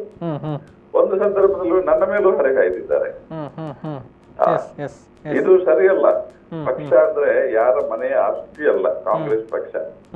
ಇದಕ್ಕೆ ಸಾವಿರಾರು ಜನರ ತ್ಯಾಗದ ಒಂದು ಪ್ರತೀಕವಾಗಿ ಇವತ್ತು ಕಾಂಗ್ರೆಸ್ ಪಕ್ಷ ಈಗಲೂ ಒಂದು ಸಲಕ್ಕೆ ಏನಾದ್ರೂ ಸೋತ್ರು ಈಗಲೂ ಬಹಳ ದೇಶದ ಮಟ್ಟಿಗೆ ಇದು ಒಂದು ಉತ್ತಮವಾದ ಪಕ್ಷ, ಒಳ್ಳೆಯ ಪಕ್ಷ, ನಮ್ಮ ದೇಶಕ್ಕೆ ಬೇಕಾದ ಪಕ್ಷ. ಈಗಲೂ ಅದು ಎಚ್ಚೆತ್ತೇ ಇರ್ತದೆ ಯಾವಾಗ. ಓಕೆ, ಇದರ ಜೊತೆಗೆ ನಿನ್ನೆ ಸುದ್ದಿಗೋಷ್ಠಿ ನಡೆಸಿದಂತಹ ಕಾಂಗ್ರೆಸ್ ಜಿಲ್ಲಾಧ್ಯಕ್ಷರು ಒಂದು ಎಚ್ಚರಿಕೆಯನ್ನು ಕೂಡ ಕೊಟ್ಟಿದ್ದಾರೆ. ಯಾರೇ ಆಗ್ಲಿ ಪಕ್ಷದ ವಿರುದ್ಧ ಮಾತನಾಡಿದ್ರೆ ಅವರ ವಿರುದ್ಧ ಶಿಸ್ತು ಕ್ರಮವನ್ನ ಕೂಡ ಕೈಗೊಳ್ಳಬೇಕಾಗತ್ತೆ ಅನ್ನುವಂಥದ್ದು. ಇದರ ಬಗ್ಗೆ ಏನ್ ಹೇಳ್ತೀರಿ ಸರ್? ಈಗ ಪಕ್ಷದ ಜಿಲ್ಲಾಧ್ಯಕ್ಷರು ಹೇಳ್ತಾರೆ, ಅವರಿಗೆ ಹೇಳುವ ಒಂದು ಕುತೂಹಲದಿಂದ ಹೇಳ್ತಾರೆ. ಅವರಿಗೆ ತಾಕತ್ತಿದ್ರೆ ಆಕ್ಷನ್ ತಗೊಳ್ಳಿ. ನನಗೆ ಹೇಳಲಿಕ್ಕೆ ಒಳ್ಳೇದಾಗುದಿಲ್ಲ. ಒಂದು ಸ್ವಲ್ಪ ಒಂದು ಅಹಿತಕರವಾದ ಒಂದು ಮಾತು ಹೇಳ್ಬೋದಾ? ಖಂಡಿತವಾಗ್ಲೂ. ಅಂದ್ರೆ ಆ ರೀತಿಯ ಇತ್ತೀಚೆಗೆ ಸೋತ ಅಭ್ಯರ್ಥಿಗಳನ್ನೆಲ್ಲ ನಮ್ಮ ಸಿದ್ದರಾಮಯ್ಯನವರು ಬೆಂಗಳೂರಲ್ಲಿ ಕರೆದಿದ್ರು. ಆ ಸಂದರ್ಭದಲ್ಲಿ ಎಲ್ಲ ಸೋತವರು. ಆ ಸಂದರ್ಭದಲ್ಲಿ ನಮ್ಮ ಬೆಳ್ತಂಗಡಿಯ ಮಾಜಿ ಶಾಸಕರು, ಮಾಜಿ ಮಂತ್ರಿಗಳಾದ ವಸಂತ ಬಂಗೇರವರು ಒಂದು ಮಾತನ್ನ ಹೇಳಿದ್ದಾರೆ. ನನ್ನ ಯಾರ್ಯಾರ ಸೋಲಿಗೆ ಏನು ಕಾರಣ ಅಂತೆಲ್ಲ ವಿಚಾರ ವಿನಿಮಯ ಇತ್ತು. ಆಗ ಅವ್ರು ಹೇಳಿದ್ರು, ನಾನು ಸೋಲಿಗೆ ಇಬ್ರು ಕಾರಣ. ಒಂದು ಹರೀಶ್ ಕುಮಾರ್, ಯಾಕಂತ ಹೇಳಿದ್ರೆ ಅವ್ರ ಮಗನೇ ಇದು ಬಿಜೆಪಿ ಒಟ್ಟಿಗೆ ಕೆಲಸ ಮಾಡಿದಾರಂತೆ. ನಾವೇನ್ ನೋಡ್ಲಿಲ್ಲ, ಅವ್ರು ಹೇಳಿದಾರೆ, ನಾನು ಹೇಳ್ತಾ ಇದ್ದೇನೆ. ಬಿಜೆಪಿ ಒಟ್ಟಿಗೆ ಕೆಲಸ ಮಾಡಿದ್ದಾರೆ. ಒಂದು ಅದು. ಎರಡನೇದು, ನನ್ನ ಸೋಲಿಗೆ ಒಂದು ಹರೀಶ್ ಕುಮಾರ್ ಕಾರಣ.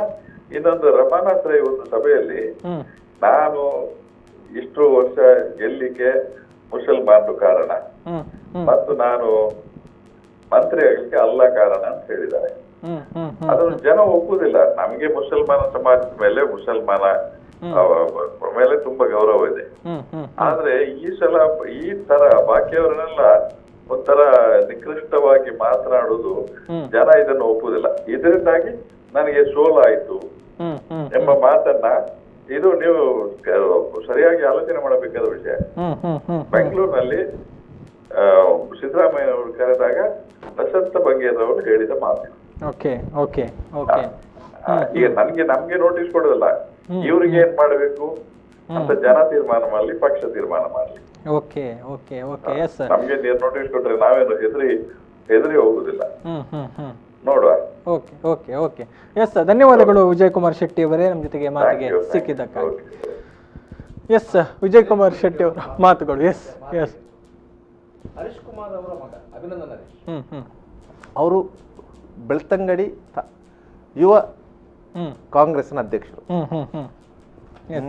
ಅವರು ಕಳೆದ ಸರಿಯ ಯುವ ಕಾಂಗ್ರೆಸ್ ಚುನಾವಣೆಯಲ್ಲಿ ಬೆಳ್ತಂಗಡಿ ವಿಧಾನಸಭಾ ಕ್ಷೇತ್ರ ವ್ಯಾಪ್ತಿಯಲ್ಲಿ ಗೆದ್ದಿದ್ದರು.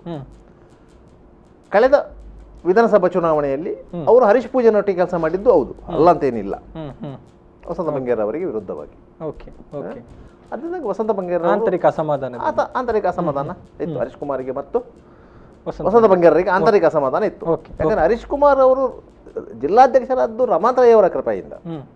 ಯಾಕಂದ್ರೆ ರಮಾನಾಥ್ ರೈ ಅವರು ಹರೀಶ್ ಕುಮಾರ್ ಅವರನ್ನು ಯಾಕೆ ಒಬ್ಬ ಬಿಲ್ಲವ ಅಭ್ಯರ್ಥಿಯನ್ನು ಜಿಲ್ಲಾಧ್ಯಕ್ಷರನ್ನಾಗಿ ಮಾಡಿದ್ರು ಅಂತ ಹೇಳಿದ್ರೆ, ಬಂಟ್ವಾಳ ಕ್ಷೇತ್ರದಲ್ಲಿ ಅವರಿಗೆ ಲಾಭ ಆಗಬಹುದು ಅಂತ ಅನ್ನೋ ದೂರ ದೃಷ್ಟಿಯಿಂದ.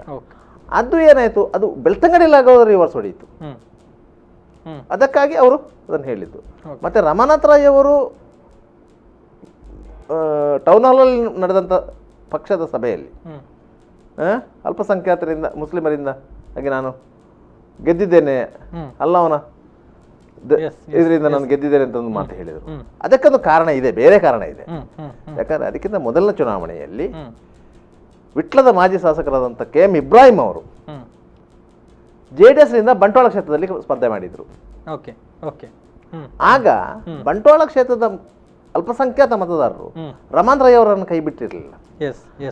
ಆ ಸವಾಲನ್ನು ಎದುರಿಸಿ ಇವರು ಗೆದ್ದಿದ್ರು. ಇದನ್ನು ಅವರು ಅದನ್ನು ಹೇಳಿ ಅದು ಏನಾಯ್ತು, ಅದು ಜನರಿಗೆ ಹೋದ ಸಂದೇಶ ಮಾತ್ರ ಬೇರೆ ರೀತಿಯಲ್ಲಿ ಆಯ್ತು, ತಪ್ಪಾದ ರೀತಿಯಲ್ಲಿ ಪ್ರತಿಬಿಂಬಿತ ಆಯ್ತು.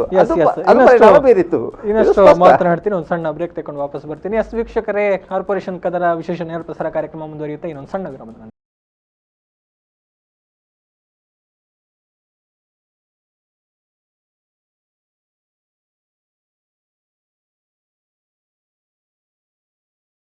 ಮತ್ತೊಮ್ಮೆ ಸ್ವಾಗತ ಕಾರ್ಪೊರೇಷನ್ ಕದನ ವಿಶೇಷ ನೇರ ಪ್ರಸಾರ ಕಾರ್ಯಕ್ರಮಕ್ಕೆ.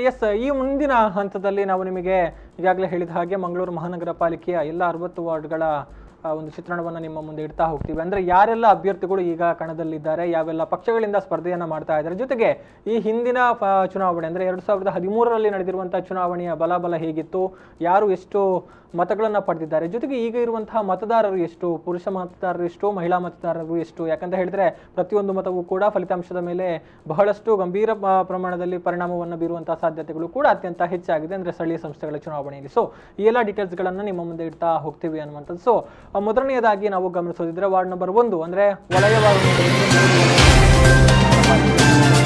ಆ ಪೈಕಿ ವಲಯ 1 ಸುರತ್ಕಲ್ ವಲಯದಲ್ಲಿ ಇರುವಂತಹ ವಾರ್ಡ್ಗಳನ್ನ ನೋಡ್ತಾ ಹೋದ್ರೆ ಮೊದಲ ವಾರ್ಡ್ ಸುರತ್ಕಲ್ ಪಶ್ಚಿಮ. ಇಲ್ಲಿ ಇರುವಂತಹ ಮೀಸಲಾತಿ ಅಂದ್ರೆ ಪರಿಷ್ಕೃತ ಮೀಸಲಾತಿ ಪಟ್ಟಿಯ ಪ್ರಕಾರ ಇಲ್ಲಿ ಬಂದಿರುವಂತಹ ಮೀಸಲಾತಿ ಸಾಮಾನ್ಯ ಮಹಿಳೆ. ಸೊ ಸಾಮಾನ್ಯ ವರ್ಗದ ಮಹಿಳೆಯರು ಇಲ್ಲಿ ಸ್ಪರ್ಧೆ ಮಾಡುವಂತಹ ಅವಕಾಶವನ್ನ ಪಡೆದುಕೊಂಡಿದ್ದು ಕಾಂಗ್ರೆಸ್, ಬಿಜೆಪಿ ಜೊತೆಗೆ ಒಬ್ಬ ಪಕ್ಷೇತರ ಅಭ್ಯರ್ಥಿ ಈ ಒಂದು ಕಣಕ್ಕೆ ಇಳಿದಿದ್ದಾರೆ. ಬಿಜೆಪಿಯಿಂದ ಶೋಭಾ ರಾಜೇಶ್ ಎನ್ನುವಂತಹ ಒಂದು ಮಹಿಳೆ ಕಣಕ್ಕೆ ಇಳಿದಿದ್ರೆ, ಶಾಂತಾ ಎಸ್ ರಾವ್ ಎನ್ನುವಂತಹ ಮಹಿಳೆ ಕಾಂಗ್ರೆಸ್ನಿಂದ ಇಲ್ಲಿ ತಮ್ಮ ಅದೃಷ್ಟ ಪರೀಕ್ಷೆಗೆ ಇಳಿದಿದ್ದಾರೆ. ಇನ್ನು ಪಕ್ಷೇತರರಾಗಿ ರೇವತಿ ಪುತ್ರನ್ ಕಳೆದ ಪಾಲಿಕೆ ಅವಧಿಯಲ್ಲೂ ಕೂಡ ಸ್ವತಂತ್ರವಾಗಿ ಸ್ಪರ್ಧೆಯನ್ನ ಮಾಡಿ ಗೆದ್ದಂತಹ ಅಭ್ಯರ್ಥಿ. ಸೊ ಅವರು ಕೂಡ ಈ ಬಾರಿ ಪಕ್ಷೇತರರಾಗಿ ಅಥವಾ ಸ್ವತಂತ್ರವಾಗಿಯೇ ಕಣಕ್ಕೆ ಇಳಿದಿದ್ದಾರೆ ಅನ್ನುವಂಥದ್ದು. ಇನ್ನು ಈ ಒಂದು ಕ್ಷೇತ್ರ ಅಥವಾ ಈ ಒಂದು ವಾರ್ಡ್ನಲ್ಲಿ ಜನಸಂಖ್ಯೆ ಎಷ್ಟಿದೆ ಅನ್ನುವಂತಹ ವಿಚಾರವನ್ನು ನಾವು ಗಮನಿಸಿದ್ರೆ 1854 ಮಂದಿ ಪುರುಷರಿದ್ದಾರೆ. ಮಹಿಳೆಯರ ಸಂಖ್ಯೆ 2086 ಅಂದ್ರೆ ಇದು ಮಹಿಳಾ ಮತದಾರರ ವಿಚಾರವನ್ನು ನಾವು ಹೇಳ್ತಾ ಇರುವಂಥದ್ದು. ಒಟ್ಟು ಮತದಾರರು ಈ ಒಂದು ಕ್ಷೇತ್ರದಲ್ಲಿ 3940 ಮಂದಿ ಇದ್ದಾರೆ ಅನ್ನುವಂಥದ್ದು. ಇನ್ನು 2013ರ ಕಾರ್ಪೊರೇಷನ್ ಎಲೆಕ್ಷನ್ ನಲ್ಲಿ ಇಲ್ಲಿ ಫಲಿತಾಂಶ ಹೇಗಿತ್ತು ಅನ್ನುವಂಥದ್ದನ್ನು ನಾವು ಈಗ ಗಮನಿಸೋದಿದ್ರೆ ಪ್ರಮುಖವಾಗಿ ಇಬ್ಬರು ಅಭ್ಯರ್ಥಿಗಳ ನಡುವೆ ಪ್ರಬಲ ಸ್ಪರ್ಧೆ ಇಲ್ಲಿ ಏರ್ಪಟ್ಟಿತ್ತು. 2013ರ ಚುನಾವಣಾ ಫಲಿತಾಂಶದ ಪ್ರಕಾರ ಇಲ್ಲಿ ರೇವತಿ ಪುತ್ರನವರು ಸ್ವತಂತ್ರವಾಗಿ ಸ್ಪರ್ಧೆಯನ್ನ ಮಾಡಿದ್ರು. 951 ಮತಗಳಿಂದ ಇಲ್ಲಿ ಮತಗಳನ್ನ ಪಡೆದು ಗೆಲುವನ್ನು ಸಾಧಿಸಿದ್ರು. ಇನ್ನು ಇವರಿಗೆ ಪ್ರಬಲ ಪ್ರತಿಸ್ಪರ್ಧೆಯನ್ನ ಕೊಟ್ಟಿದ್ದವರು ಅಭ್ಯರ್ಥಿ ಬಿಜೆಪಿಯಿಂದ ಸ್ಪರ್ಧೆ ಮಾಡಿದಂತಹ ಕಿಶೋರ್ ಪುತ್ರನ್. ಇವರು 811 ಮತಗಳನ್ನ ಪಡೆದಿದ್ರು. ಇದು ವಾರ್ಡ್ ನಂಬರ್ 1 ಸುರತ್ಕಲ್ ಪಶ್ಚಿಮ ವಾರ್ಡ್ ನಲ್ಲಿ ಈಗ ಯಾವ ಪರಿಸ್ಥಿತಿ ಇದೆ ಅಥವಾ ಈ ಬಾರಿಯ ಚುನಾವಣೆಗೆ ಸ್ಪರ್ಧಿಸುವ ಬಲಾಬಲ ಏನಿದೆ ಅನ್ನುವಂಥದ್ದನ್ನ ನಾವು ನಿಮ್ಮ ಮುಂದೆ ಇಟ್ಟಿರುವಂಥದ್ದು. ಕಳೆದ ಚುನಾವಣೆಯಲ್ಲಿ ಅದಕ್ಕಿಂತ ಮೊದಲಿನ ಚುನಾವಣೆ ರೇವತಿ ಪುತ್ರನವರು ಭಾರತೀಯ ಜನತಾ ಪಕ್ಷದ ಅಭ್ಯರ್ಥಿಯಾಗಿ ಅಲ್ಲಿ ಜಯಗಳಿಸಿತ್ತು. ಆಗ ಅದು ಮಹಿಳಾ ಮೀಸಲಾತಿ ಕ್ಷೇತ್ರ ಆಗಿತ್ತು. ಕಳೆದ ಚುನಾವಣೆಯಲ್ಲಿ ಅದು ಸಾಮಾನ್ಯ ಕ್ಷೇತ್ರ ಆಯಿತು. ಸಾಮಾನ್ಯ ಕ್ಷೇತ್ರ ಅಂದ್ರೆ ನೀವು ಮಹಿಳೆಯರು ಸ್ಪರ್ಧೆ ಮಾಡಬಹುದು, ಪುರುಷರು ಸ್ಪರ್ಧೆ ಮಾಡಬಹುದು. ಆದ್ರಿಂದಾಗಿ ಅಲ್ಲಿ ಪುರುಷ ಸ್ಪರ್ಧೆಗೆ ಅವಕಾಶ ಜಾಸ್ತಿ ಇತ್ತು. ಹಾಗಾಗಿ ಭಾರತೀಯ ಜನತಾ ಪಕ್ಷ ರೇವತಿ ಪುತ್ರನವರಿಗೆ ಟಿಕೆಟ್ ಅನ್ನು ನಿರಾಕರಿಸಿ ಕಿಶೋರ್ ಪುತ್ರನಿಗೆ ಟಿಕೆಟ್ ಅನ್ನು ಕೊಟ್ಟಿತ್ತು. ಅದಕ್ಕೆ ಬೇಸರತ್ತು ಪಕ್ಷೇತರರಾಗಿ ರೇವತಿ ಪುತ್ರನ ಕಣಕ್ಕಿಳಿದ್ರು ಪಕ್ಷೇತರಾಗಿ. ಆದ್ರಿಂದಾಗಿ ಆ ಹಣಾಹಣಿಯಲ್ಲಿ ರೇವತಿ ಪುತ್ರನ ಗೆದ್ರು. ಅದಕ್ಕೊಂದು ಕಾರಣ ಇತ್ತು. ರೇವತಿ ಪುತ್ರನ ಪ್ರಥಮ ಬಾರಿಗೆ ಬಿಜೆಪಿ ಅಭ್ಯರ್ಥಿಯಾಗಿ ಗೆದ್ದಂತ ಸಂದರ್ಭದಲ್ಲಿ ಅವರು ಅಲ್ಲಿಯ ಜನರೊಂದಿಗೆ ಭಾರಿ ಒಳ್ಳೆ ಒಡನಾಟ ಇಟ್ಟುಕೊಂಡಿದ್ರು, ಒಳ್ಳೆ ಕೆಲಸ ಮಾಡಿದ್ರು. ಇದರಿಂದಾಗಿ ಜನರಿಗೆ ಅವರ ಮೇಲೆ ಒಂದು ಅಭಿಮಾನ ಇತ್ತು. ಒಂದು ಹೆಣ್ಮಗಳಾಗಿ ಈ ರೀತಿಯಾಗಿ ನಮ್ಮ ಕೆಲಸ ಮಾಡಬಹುದು ಅನ್ನೋ ಅಭಿಮಾನ ಇತ್ತು. ಆ ಅಭಿಮಾನವನ್ನು ಅವರು ಮತದ ಮೂಲಕ ತೋರ್ಪಡಿಸಿದ್ರು. ಅದೇ ಹುಮ್ಮಸ್ಸಿನಲ್ಲಿ, ಅದೇ ಭರವಸೆಯಿಂದ. ಈಗ ರೇವತಿ ಪುತ್ರನು ಇನ್ನೊಂದು ಕ್ಷೇತ್ರದಲ್ಲಿ ಕೇಳ್ಬೋದಿತ್ತು, ನಂಗೆ ಮಹಿಳಾ ಮೀಸಲಾತಿದ್ದ ಕ್ಷೇತ್ರದಲ್ಲಿ ಕೊಡ್ಬೇಕು, ಇಲ್ಲ ನಂಗೆ ಅದೇ ಕ್ಷೇತ್ರದಲ್ಲಿ ನಾನು ನಿಲ್ತೇನೆ ಅಂತ ಹೇಳಿದ್ರು. ಅದು ಪುರುಷ ಜನರಲ್ ಬಂದಿದೆ, ನಾನು ಅಲ್ಲೇ ನಿಲ್ತೇನೆ ಅಂತ ಕೇಳಿದ್ರು, ನಾನು ಅಲ್ಲಿ ಗೆಲ್ತೇನೆ ಅಂತ ಹೇಳಿ. ಅದಕ್ಕೆ ಬಿಜೆಪಿ ಹೈಕಮಾಂಡ್ ಒಪ್ಪಲಿಲ್ಲ. ಅವರು ಕಿಶೋರ್ ಪುತ್ರನಿಗೆ ಟಿಕೆಟ್ ಕೊಟ್ಟರು, ಇವರು ಬಂಡಾಯ ಅಭ್ಯರ್ಥಿಯಾಗಿ ನಿಂತದ್ದು. ಅವರು ಪಕ್ಷೇತರರು ಬಂಡಾಯ ಬಿಜೆಪಿ ಅಭ್ಯರ್ಥಿಯಾಗಿಯೇ ನಿಂತದ್ದು, ಎಂತ ಗೆದ್ದು ತೋರಿಸಿದ್ದು ಅಂತ ಗಟ್ಟಿ ಮಹಿಳೆ ರೇವತಿ ಪುತ್ರನವರು. ಹೌದು, ಅದರಿಂದ ಅವರ ಮಾಡಿದಂಥ ಸೇವೆ, ಜನರೊಂದಿಗೆ ಇಟ್ಟುಕೊಂಡಂತ ಸಂಬಂಧಗಳು ಅವರಿಗೆ ಅಲ್ಲಿ ಭಾರಿ ಹೆಲ್ಪ್ ಬಂತು. ಯಾಕಂದ್ರೆ ಭಾರತೀಯ ಜನತಾ ಪಕ್ಷದ ಅಭ್ಯರ್ಥಿಯಾಗಿ ಭಾರತೀಯ ಜನತಾ ಪಕ್ಷಕ್ಕೆ ವಿರುದ್ಧವಾಗಿ ಸಡ್ಡು ಹೊಡೆದು ಗೆಲ್ಲುವುದು ಪಕ್ಷದ ಇತಿಹಾಸದಲ್ಲಿ ಸಣ್ಣ ವಿಚಾರ ಏನಲ್ಲ, ಯಾರಿಂದಲೂ ಸಾಧ್ಯ ಆಗಿಲ್ಲ. ದಕ್ಷಿಣ ಕನ್ನಡ ಜಿಲ್ಲೆಯ ಇತಿಹಾಸವನ್ನು ನೋಡಿದರೆ ಭಾರತೀಯ ಜನತಾ ಪಕ್ಷದಲ್ಲ ಇದ್ದು ಆ ಪಕ್ಷಕ್ಕೆ ಸಡ್ಡು ಹೊಡೆದು ಗೆದ್ದಂತ ಲೀಡರ್ಗಳೇ ಇಲ್ಲ. ಇವನ್ 4 ಸಾರಿ ಗೆದ್ದಂತ ಧನಂಜಯ ಕುಮಾರಿಗೂ ಸಾಧ್ಯ ಆಗಿಲ್ಲ ಇಲ್ಲಿ. ಸಡ್ಡು ಹೊಡೆದು ಗೆಲ್ಲಿಕ್ಕೆ ಆಗಲಿಲ್ಲ. ಅಂದ್ರೆ ಅದೇ ನಾವು ನಿನ್ನೆ ಮಾತನಾಡ್ತಾ ಇದ್ದ ಹಾಗೆ ಒಬ್ಬ ಅಭ್ಯರ್ಥಿಯ ಸ್ಥಳೀಯ ವರ್ಚಸ್ಸು ಏನಿದೆ ಅದೇ ಇಲ್ಲಿ ಕೆಲಸ ಮಾಡುತ್ತೆ ಅನ್ನೋದು. ಓಕೆ, ಸೊ ಈ ಬಾರಿಯ ಒಂದು ಸ್ಪರ್ಧೆಯನ್ನ ಗಮನಿಸಿದ್ರೆ ಹೇಗನ್ಸುತ್ತೆ? ಅಂದ್ರೆ ಬಿಜೆಪಿ ಕೂಡ ಕಣಕ್ಕೆ ಇಳಿಸಿದೆ, ಜೊತೆಗೆ ರೇವತಿ ಪುತ್ರನವರು ಮತ್ತೊಮ್ಮೆ ಅದೃಷ್ಟ ಪರೀಕ್ಷೆಗೆ ಇಳಿದಿದ್ದಾರೆ. ಈಗ ನೋಡಿ ಅಲ್ಲಿ ಈಗ ಕೂಡ ಇದೆ. ಕಳೆದ ಸಾರಿಗಿಂತ ಈ ಸಾರಿ ತ್ರಿಕೋನ ಸ್ಪರ್ಧೆ ಇದೆ. ಹೌದು, ಬಿಜೆಪಿ ಇದೆ, ಕಾಂಗ್ರೆಸ್ ಇದೆ, ಪಕ್ಷೇತರ ಇದೆ. ಪಕ್ಷೇತರ ಅಭ್ಯರ್ಥಿ ರೇವತಿ ಪುತ್ರನೇ ಆಗಿರುವುದರಿಂದ, ಹೌದು ಹೌದು, ರೇವತಿ ಪುತ್ರನೇ ಆಗಿರುವುದರಿಂದ ಅಲ್ಲಿ ಪುನಃ ತ್ರಿಕೋನ ಸ್ಪರ್ಧೆ ಇದೆ. ಆದ್ರಿಂದ ಈ ಒಟ್ಟು ಮತದಾರರ ಸಂಖ್ಯೆಯಲ್ಲಿ 3,900 ಚಿಲ್ಲರೆ ಇದೆ. ಅದರಲ್ಲಿ ಒಂದು 400 ಚಿಲ್ಲರೆ ಓಟನ್ನು ತೆಗೆದ್ರು 3,500 ಓಟು ಚಲಾವಣೆ ಆಗ್ಬೋದು.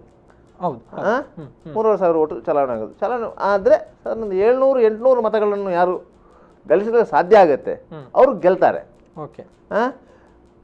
ರೇವತಿ ಪುತ್ರ ಕಳೆದ ಸಾರಿ ತೆಗೆದ ಮತಗಳೇ 951. ಹೌದು, ಅದಕ್ಕಿಂತ ಈ ಸಾರಿ ಮತಗಳ ಸಂಖ್ಯೆ ಜಾಸ್ತಿ ಆಗಿದೆ. ಹೌದು, ಅವರು ಅದೇ ವರ್ಚಸ್ಸನ್ನು ಉಳಿಸಿಕೊಂಡಿದ್ರೆ ಅವರಿಗೆ ಅವಕಾಶಗಳು ಜಾಸ್ತಿ ಈ ತ್ರಿಕೋನ ಸ್ಪರ್ಧೆಯಲ್ಲಿ. ಯಾಕಂದ್ರೆ ಭಾರತೀಯ ಜನತಾ ಪಕ್ಷಕ್ಕೆ ಕಳೆದ ಸಾರಿ ಕಾಂಗ್ರೆಸ್ನ ಮತಗಳು ಸ್ವಲ್ಪ ಬಂದಿತ್ತು, ಏನು ಬಂದಿರಲಿಲ್ಲ ಅಂತ ಏನಿಲ್ಲ. ರೇವತಿ ಪುತ್ರನ ಸೈಡಿಂದ ರೇವತಿ ಪುತ್ರನಿಗೆ ಕಾಂಗ್ರೆಸ್ ಮತಗಳು ಹೋಗಿತ್ತು, ಬಿಜೆಪಿಗೆ ಸ್ವಲ್ಪ ಬಂದಿತ್ತು. ಅದರಿಂದಾಗಿ ಯಾಕಂದ್ರೆ ಅಲ್ಲಿ ಕಾಂಗ್ರೆಸ್ ಅಭ್ಯರ್ಥಿ ಏನೋ ಸ್ವಲ್ಪ ವೀಕ್ ಇದ್ರು, ಅದರಿಂದಾಗಿ ಆ ರೀತಿಯಾಗಿ ಇದಾಗಿತ್ತು. ಅದರಿಂದ ಅದು ಈ ಸಾರಿ ಪುನಃ ಕಾನ್ಸಲ್ಟೇಟ್ ಆಗಿ ಅವಕಾಶಗಳು ಭಾರತೀಯ ಜನತಾ ಪಕ್ಷಕ್ಕೆ ಮತ್ತು ರೇವತಿ ಪುತ್ರನ ಮಧ್ಯೆ ಹಂಚಿ ಹೋಗ್ಬೋದು ಎನ್ನುವುದೊಂದು ಇದೆ, ನಿರೀಕ್ಷೆಗಳು ಇದೆ. ಅಂದ್ರೆ ಇಲ್ಲಿ ಗಮನಿಸಿದ್ರೆ ಮತದಾರರ ಸಂಖ್ಯೆಯಲ್ಲಿ ಕೂಡ ಮಹಿಳಾ ಮತದಾರರ ಸಂಖ್ಯೆ ಅಧಿಕ ಆಗಿರೋದ್ರಿಂದ ಸ್ವಲ್ಪ ವ್ಯತ್ಯಾಸಗಳು ಅವರ ಬಗ್ಗೆ, ರೇವತಿ ಪುತ್ರನ ಬಗ್ಗೆ ಅಲ್ಲಿ ಅಭಿಪ್ರಾಯ ಕೆಟ್ಟದಾಗಿ ಏನಿಲ್ಲ, ಒಳ್ಳೆ ಅಭಿಪ್ರಾಯ ಇದೆ. ಅದರಿಂದ ಆ ಅಭಿಪ್ರಾಯ ಮತಗಳಾಗಿ ಪರಿವರ್ತನೆ ಆಗ್ತದೆ. ಹೌದು, ಸ್ಥಳೀಯವಾಗಿ ಆ ಮತಗಳಾಗಿ ಪರಿವರ್ತನೆ ಆಗ್ತದೆ. ಯಾಕಂದ್ರೆ ಅವರು ನಿತ್ಯ ಕೈಗೆ ಸಿಕ್ಕುವಂತವರು, ಸ್ಥಳೀಯರಿಗೆ ಏನ್ ಬೇಕು, ನಮ್ಮ ಸಮಸ್ಯೆಗಳನ್ನ ಕೇಳ್ತಾರೆ, ನಾವು ಮಾತಾಡಬೇಕು ಇಷ್ಟೇ. ಯಾಕಂದ್ರೆ ಅವರಿಗೆ ಸ್ಥಳೀಯವಾಗಿ ಸಿಕ್ಕುವಂತ ಕಾರ್ಪೊರೇಟರೇ ಮೋದಿ ಪ್ರಧಾನಿ ಅವರಿಗೆ. ಒಟ್ಟು ಇದು ಸುರತ್ಕಲ್ ಪಶ್ಚಿಮ ವಾರ್ಡ್ಗೆ ಸಂಬಂಧಪಟ್ಟಂತೆ ಇರುವಂತಹ ಕೆಲವೊಂದು ಮಾಹಿತಿಗಳನ್ನು, ಅಂದರೆ ಬಹುಶಃ ಸಮಯದ ಕೊರತೆಯಿಂದ ಮುಂದಿನ ವಾರ್ಡ್ಗಳ ಬಗ್ಗೆ ನಾವು ಮುಂದಿನ ಸಂಚಿಕೆಯಲ್ಲಿ ನೋಡಬೇಕಾಗುತ್ತೆ. ಸೊ ಮುಂದಿನ ಸಂಚಿಕೆಯಲ್ಲಿ ಮುಂದಿನ ವಾರ್ಡ್ಗಳು ಎಲ್ಲ ಉಳಿದ 59 ವಾರ್ಡ್ಗಳ ಬಗ್ಗೆ ಮಾಹಿತಿಯನ್ನು ಕೊಡ್ತೀವಿ ಅಂತ ಹೇಳ್ತಾ ಧನ್ಯವಾದಗಳು ಸರ್. ಇವತ್ತು ಕೂಡ ಸಾಕಷ್ಟು ವಿಚಾರಗಳನ್ನು ಹಂಚಿಕೊಂಡ್ರಿ, ಮತ್ತೊಮ್ಮೆ ಧನ್ಯವಾದಗಳನ್ನು ಸಲ್ಲಿಸ್ತಾ. ವೀಕ್ಷಕರೇ, ಇದು ಇವತ್ತಿನ ಕಾರ್ಪೊರೇಷನ್ ಕದನದ ವಿಶೇಷ. ನಾಳಿನ ಸಂಚಿಕೆಯಲ್ಲಿ ಇನ್ನಷ್ಟು ಹೊಸ ಡೀಟೇಲ್ಸ್ಗಳೊಂದಿಗೆ ನಿಮ್ಮ ಮುಂದೆ ಬರ್ತೀವಿ. ನಿರಂತರವಾದ ಸುದ್ದಿ, ಮಾಹಿತಿ, ಮನೋರಂಜನೆಗಾಗಿ ನೋಡ್ತಾ ಇರಿ.